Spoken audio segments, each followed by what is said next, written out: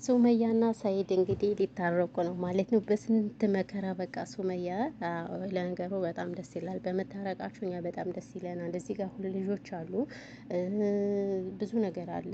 ብቻ ብዙ ነገር ማለት ሰኢድ የሰራው ስራ ጥሩ ባይሆንም ሱመያም ደግሞ ያው እየሰራችው ያለው ነገር ያን ያህል ተገቢ ነው ብዬ አላስብም። ምክንያቱም ለእነዚህ ልጆች ስትል አባታቸውን መፈለግ አለባቸው እና እንግዲህ አሳዝኗታል። በቃ የመለየም እያለየት ብዙ ቦታ እየተንከራተተ ነበረ።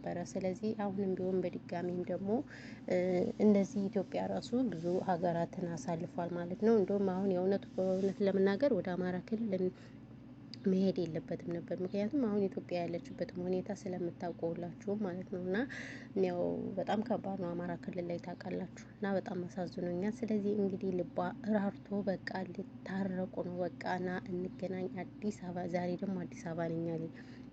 እንትኗን ካልቀየረች ማለት ነው፣ ሀሳቧን ካልቀየረች ና ብለዋለች ማለት ነው። አዲስ አበባ ግን ሀሳብሽ እንዳትቀይሪ ማለት ነው። እኔ ግን ሀሳቧን የምትቀይር ነው የሚመስለኝ። ምክንያቱም ልመጣ ነው ምናምን ሲላት እኮ ማለት ነው። እና እሺ ሰኢድን ሰርፕራይዝ ላደረገው ነው ምናምን ብላ እንደዛ አልገውን ቀይሬ አድርጋ ቀይራ ለካንስ ውሸቷን ነው ማለት ነው። ስለዚህ አሁንም ደግሞ አዲስ አበባ ከሆነኝ ብለሽ ደግሞ ከአማራ ክልል አዲስ አበባ ቢመጣ ደግሞ የእውነት በጣም ይደብራል። እንደኔ ማለት ነው። ወይ ቆርጠሽ በቃ አንዴ ጎንደር ነኝ፣ አንዴ ባህር ዳር ነኝ፣ አንዴ አዲስ አበባ ነኝ አትበይው። በቃ ዝም ብለሽ ቪዲዮሽን ስሪ አይደል እንደ ተመልካች። ምክንያቱም ሼም ነው እንደዚህ። በእርግጥ እሱ የሰራው ጥሩ አይደለም። ምክንያቱም እችናዩን በነገራችን ላይ በሙስሊም እስከ 7 ማግባት ይቻላል እና እሱ ደግሞ ያው ፈለገ ግን ደግሞ ቢፈልግም ደግሞ በዛ ልክ መሆን የለበትም ነበር። እንደዚህ እሷን አስቀምጦ ድል አድርጎ ደግሶ ምናምን አግብቶ በጣም ነበር የሚደብረው። ግን ያው ምንም ማድረግ አይቻልም። እንግዲህ በመሀል 2 ልጅ አሉ አይደለም።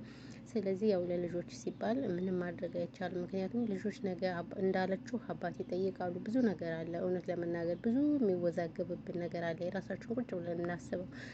ሰላም ውድና የተከበራችሁ የቻናሌ ቤተሰቦች እንዴት ናችሁ? ደህና ናችሁ? ሰላማችሁ ብዛ በያላችሁበት ያለም ዳርቻ ውድ ቤተሰቦች። እንግዲህ ዛሬ ስለ ሱመያና ሰኢድ ነው እንግዲህ ቤተሰቡን ትላለችና እንግዲህ ሱመያና ሰኢድ እንደተጋጩ ሁላችንም እንትን እንላለን እናውቃለን። ከዛን አንስቶ ያው እየተንከራተተ ነው፣ እሱም እየተንከራተተ ነው። እሷም እዚህ ነኝ እዛ ነኝ ትለዋለች። በጣም ተመልካችን ብዙ ነገር እየሰደባት ነው። በቲክቶክም እየተቆራረጠ በፌስቡክም በጣም እሷ ጥፋተኛ እንደሆነች እያደረጉ ነው ብዙዎች እየተናገሩ ያሉት። ግን እሷን ብቻ ሳትሆን እሱም ጥፋተኛ ነው እንዴ።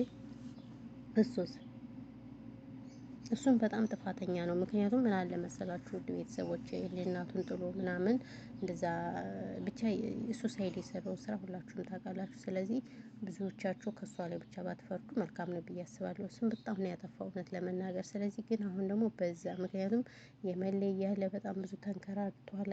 አደብ ነኝ ምንድን ነኝ ምናምን እያለች አሁን ደግሞ ድጋሚ ደግሞ እንደዚህ ኢትዮጵያ ገብታ እንዴ ባህር ዳር ጎንደር ምናምን እያለች እያንከራተተች ስለሆነ ሼም ነው። ምክንያቱም አሁን በዚህ በክፉ ጊዜ የሆነ ነገር ቢሆን እንኳን ወደ አማራ ክልል ሄዱ የእሱ መታወቂያ ደግሞ ታውቁታላችሁ። ስለዚህ የሆነ ነገር ቢሆን ሰው በእሷ ስለሚፈርድ ይገናኙ በቃ አለቀ። እና የእውነት በጣም ደስ ይላል መታረቃቸው። እንደኔ በጣም ደስ ይላል። ለማንኛውም ስራ ሆኜ ነው ውድ ቤተሰቦች ብዙ ማውራት አልቻልኩም።